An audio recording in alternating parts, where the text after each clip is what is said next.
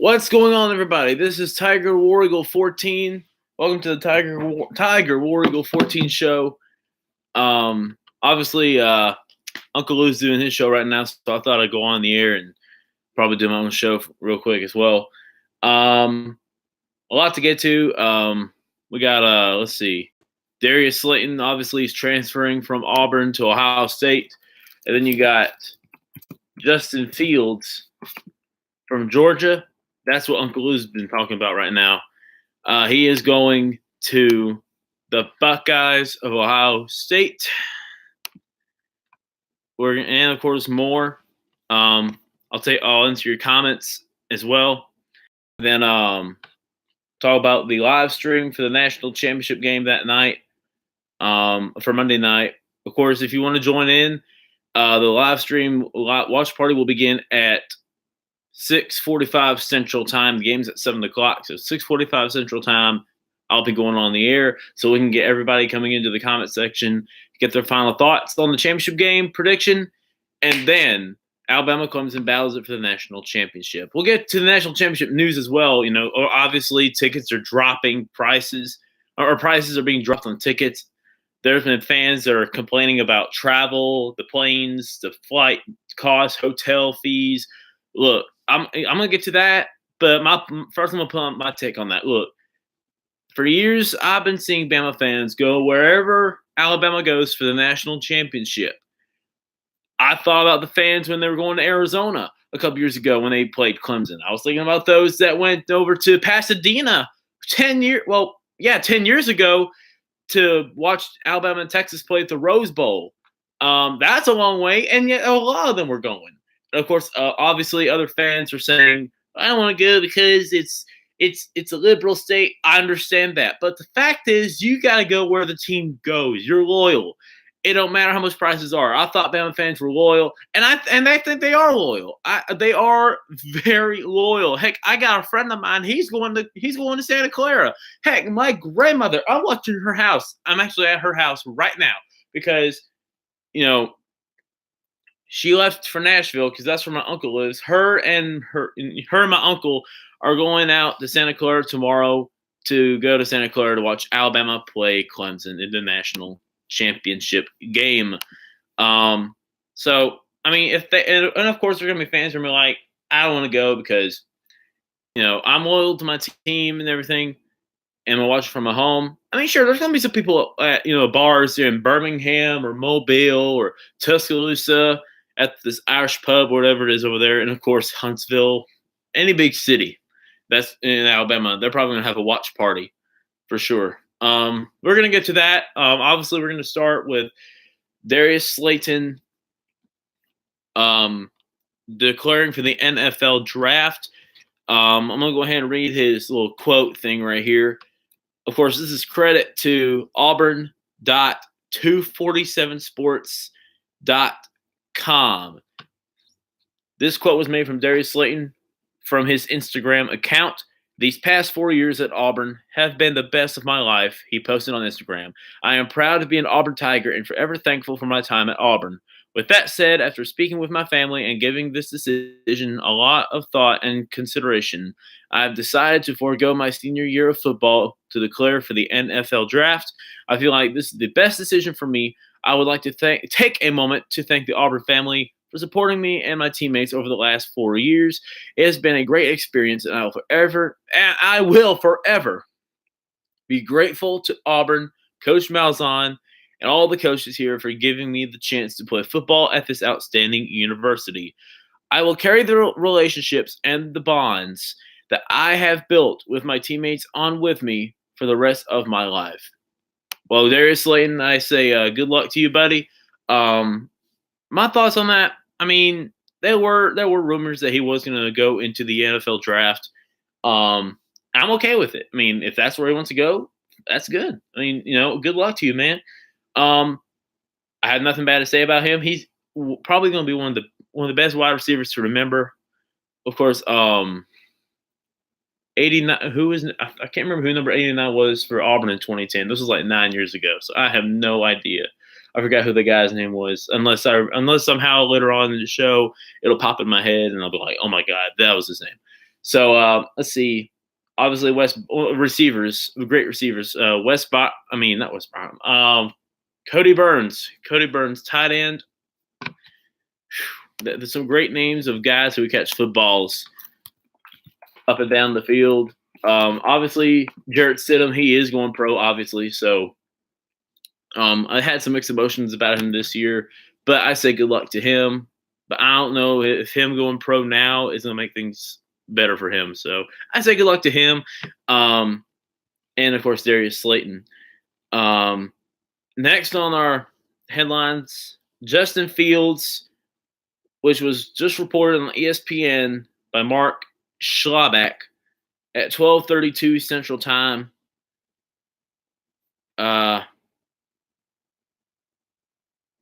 It was reported that the number one overall player in the 2018 ESPN 300, Justin Fields, is expected to apply to the NCAA for a hardship waiver, which, if granted, would make him eligible to play at Ohio State in 2019. Of course, this was reported 2 hours ago, so I'm pretty sure that the NCAA has granted him that waiver.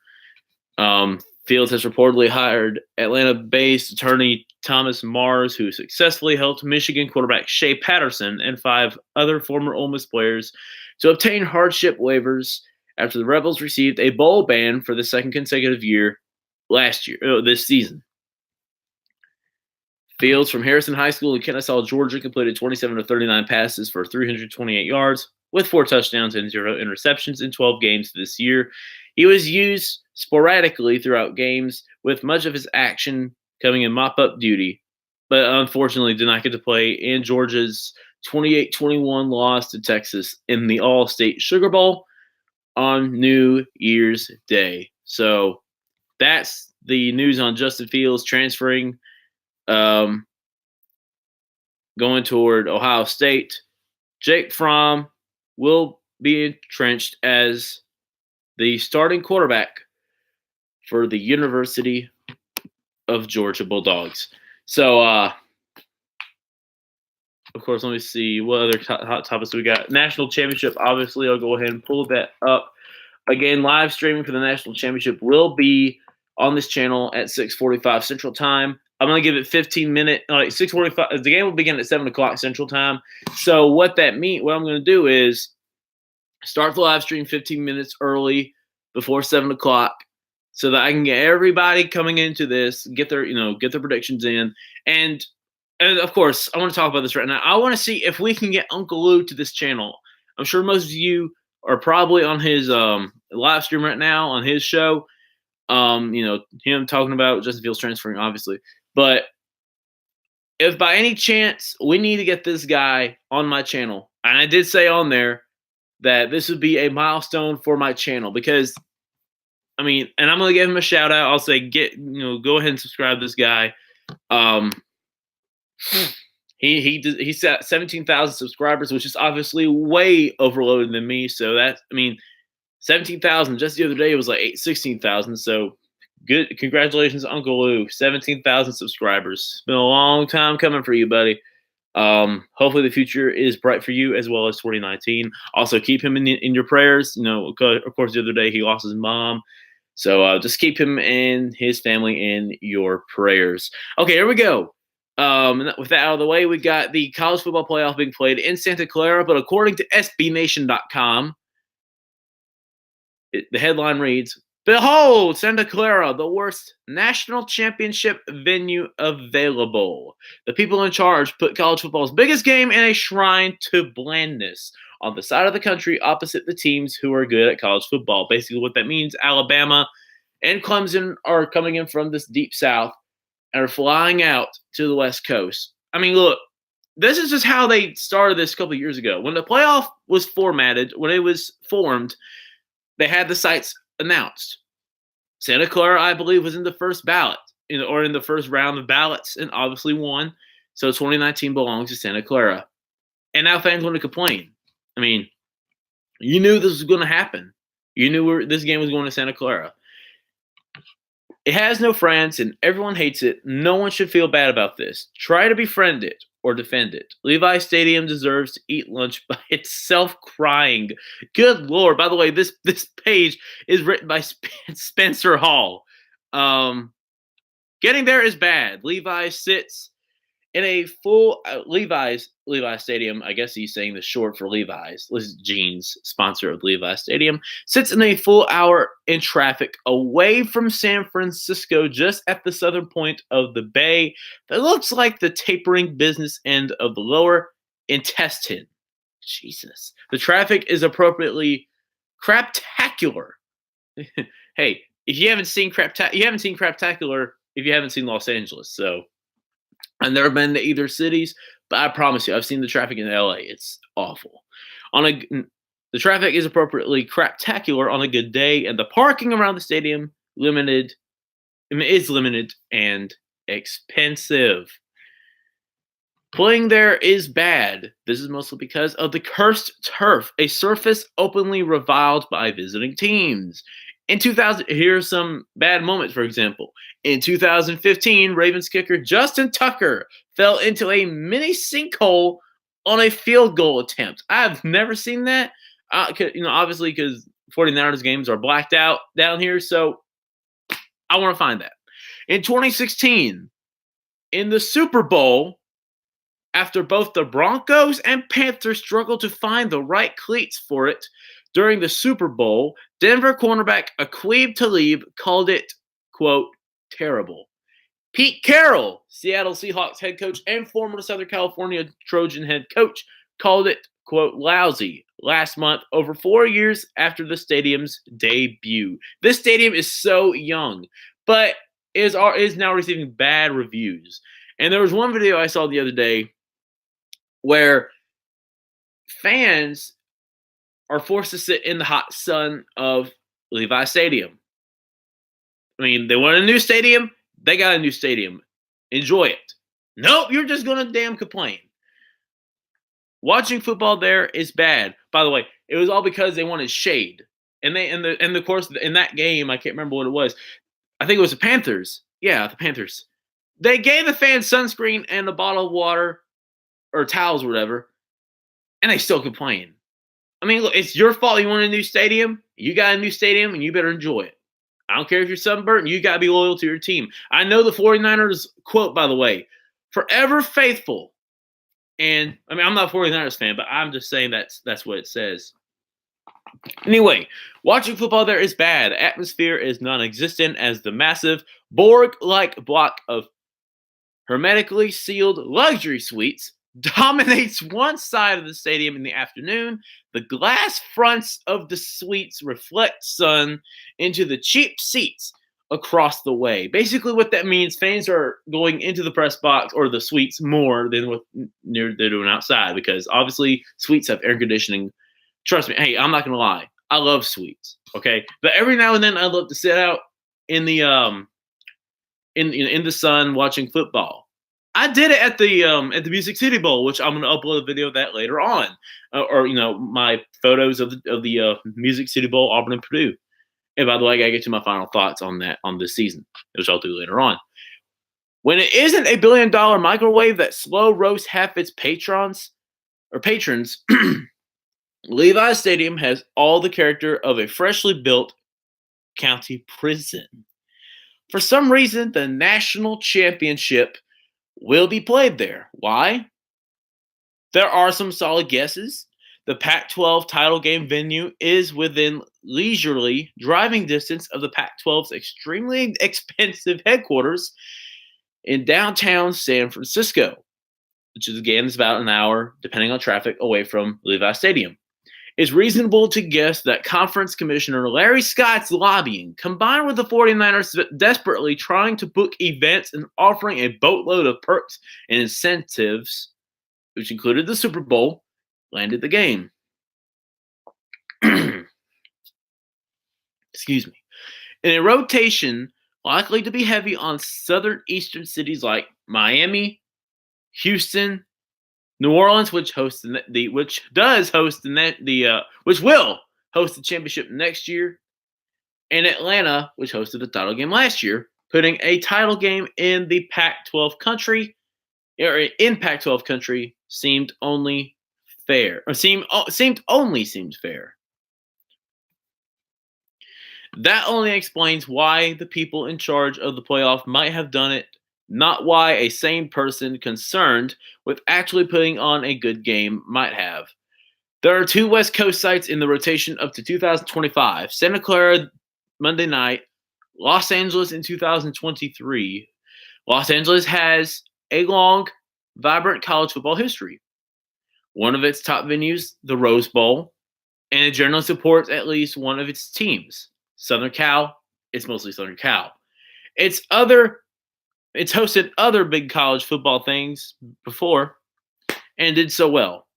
Even with Stanford's decade-long renaissance, the Bay Area doesn't compare. The Pac-12 games in Levi's have been wonderful places to hear what college football sounds like once the pesky sounds of fans have been eliminated from the equation. And I'm looking at a photo now of this year's Pac-12 title game. In the top deck of Levis Stadium, there's how at Oakland Coliseum they have like the Oakland Raiders thing covering up. That's what it's on Levi's Stadium. It's the name Levi's Stadium, and then you have the Levi Jeans logo on there, and the tarp is black. The bottom bowl or the bottom 2 bowls are open for fans, and all I see are some fans here and there, but a whole lot of red seats. Now, I don't care if travel is expensive. If you're going to support your team, you better buy those tickets, and you better buy the hotel, and you better support your team at the conference title game, because that's the biggest event, or one of the biggest events in the Pac-12. It's not a hotbed for the sport, so much so that during the mid-2000s, when schools were jamming in seats to expand stadium capacity, Stanford downsized its stadium from 89,000 seats to 50,000 seats. California did the same in 2010, eliminating almost 10,000 seats in their stadium and reducing to a 63,000 seat stadium. If locals won't turn out to watch 2 teams from Alabama and South Carolina, and there's a very little evidence to suggest they will, then that leaves fans to fly across the country and make this look something like an actual event. National championship average distance from 2011 to 2019. 2011, which of course featured Auburn and Oregon, had an average distance of 1,502 miles. In 2012, the average distance, which of course was in New Orleans, was mostly because of Alabama fans, 187 miles averaged. But of course, last year's title game, you had 136 average distant miles for fans, because obviously Alabama and Georgia played in Atlanta at Mercedes-Benz Stadium. And in this year, 2019, this average breaks the record. This is according to Ticket IQ, by the way. 2,428 miles average distance. That smashes every other game in there. But in 2014, the average distance miles was 2,197 miles, mostly because of Oregon coming down to Dallas to take on Ohio State. No, I'm sorry. 2015 had 1,207. In 2014, it was Auburn and Florida State, obviously.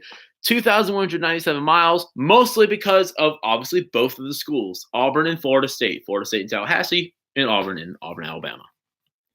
So, let me see if there's any more things I'm going to read right here. If not, then I'll come back. Okay, we're good. So there you go. I mean, I don't have a problem with fans saying, "Oh my God, I don't want to go to California because it's a liberal state." I mean, look, that's fine. And by the way, I do have a haircut. I had a haircut, by the way. So in case you're wondering what happened to my hair, got a cut today. But anyway, I mean, if they don't want to, I mean, if they don't, it's fine. They don't want to go because California's a liberal state. I mean, look, my friend told me today that when Alabama played Texas in Pasadena at the Rose Bowl, and California wasn't even that liberal like it is today. California was, I mean, it was liberal, but it wasn't as liberal as it is today in 2010 for the Rose Bowl, for the national championship game between Alabama and Texas. But when Auburn and Florida State went there, I mean, look, there was both games, by the way, both national championship games at the Rose Bowl that had Auburn, Alabama over there. That stadium was filled to capacity. I mean, because the Rose Bowl stadium, it's a gem. I mean, it's a diamond gem of athletics, of athletic stadiums, and everything you can. Heck, it's a National Historic Register landmark. Levi Stadium is just a stadium in San Francisco, Santa Clara. So let's see. Let's look in the comment section right now. Thomas Het, I hate California. I mean, I have mixed emotions about California. I mean, California, it's a beautiful state. When you think of California, what's the first thing you think of? When I think of California, I think of the beaches. You know, the sunny beaches. Hollywood. I mean, which is they have a bunch of liberals over there, but you know, you also think of legends that go through Hollywood, like Jim Nabors. Jim Nabors is from Sylacauga. If you don't know who Jim Nabors is, think of Gomer Pyle and him in the USMC, United States Military Corps. That's him. Jim Nabors grew up where I'm at right now in Sylacauga, Alabama.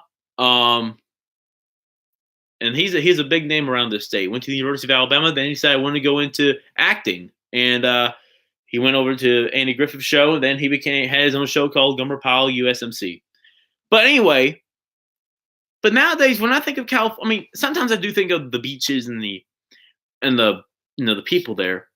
And of course, the sunshine and Dodgers. I hate the Dodgers because go Braves. I mean, I don't hate the Dodgers. I don't like them. But anyway, with that said, but nowadays, when I think of California, sometimes today I think of. No offense to anybody watching this, by the way. I'm just speaking my truth on California. When I think of California, sometimes I think about the crazies, the amount of disrespect to other people in other states. Drugs, the Mexican border, which is literally not too far from San Diego. And I'm not racist or anything. I'm just speaking of what I think of California. It's like the last state before you get to Hawaii or you get to the Pacific Ocean, and then you get to Hawaii. It's the last state out west, obviously. But that's what I think of California. I mean, when I was younger, I was like, man, I want to go to California because, oh my goodness, beautiful state. Of course, here in Alabama, all you see is farms, and that's fine. But out in California, it's like, oh my God, you just followed the Yellow Brick Road to wherever the heck that village was in the Wizard of Oz. I can't remember the name of it, but that's when I think of California when I was younger. And nowadays, I'm like, man, I'm just glad I don't want to go out west, unless Auburn's playing there. But so anyway, that's my point, or that's my view of the national championship game. That's credit to SBNation.com and whoever this guy was again.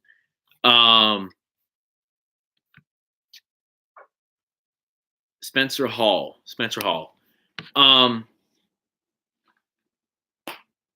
Let's see, what else do I have? Is that it? I think that might be it. Look, again, I'm going to announce this one more time. National Championship Watch Party live stream, Monday night, 6:45 Central Time on this channel. Somebody's got to get to Uncle Lou and ask him if he wants to join my live stream watch party, because this would really help my channel. I mean, I'm not begging for subscribers. I mean, I'm just, just wanting to make a living for myself on YouTube, because this channel right here for a couple years ago was dead. I mean, there was nothing going on this channel, but thankfully, I found Uncle Lou and Squid Hard, and I followed their ideas, followed their footsteps, learned the lessons from them, and I'm thankful I did, because this channel has legit grown to big numbers. And my numbers now on subscribers is at, I was trying to pull it up.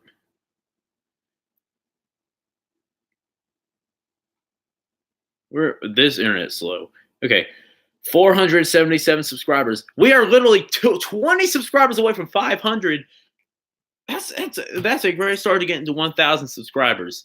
Heck, Monday night, we need to do something like to get people to subscribe to this channel because this is the National Championship watch party. That'd be a great goal. Get to 1,000 subscribers.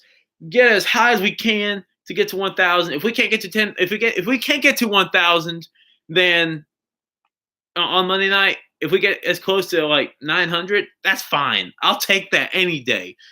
That'll be a great thing for this channel, because it's been growing since the fall, and I really do thank you guys for that. But again, Monday night, National Championship Watch Party live stream, right here on this channel. Hopefully with me, Uncle Lou, and probably Squidtard. I don't know. I'm gonna get in touch with Squidtard later on today. Also, I'm gonna try and upload my Auburn 2018 final thoughts for this year. I have mixed emotions about this year, but I'm gonna make that video sometime today. And also, I'm gonna try and release an Alabama Clemson hype video. And of course, before you guys join the live stream, I'm gonna upload the what do you call it? The hype video. Yeah, I know, hype video now. Okay, I'm gonna upload the hype video so you guys can watch that before you join my channel, my live stream. It'll give you 15 minutes to watch that hype video, and then once it's over, come over to the live stream. We'll get this party started. All right. So thank you guys again for watching, and thank you for joining the TigerWarEagle14 show. My name is TigerWarEagle14. I will see you guys soon. Goodbye. Thank you.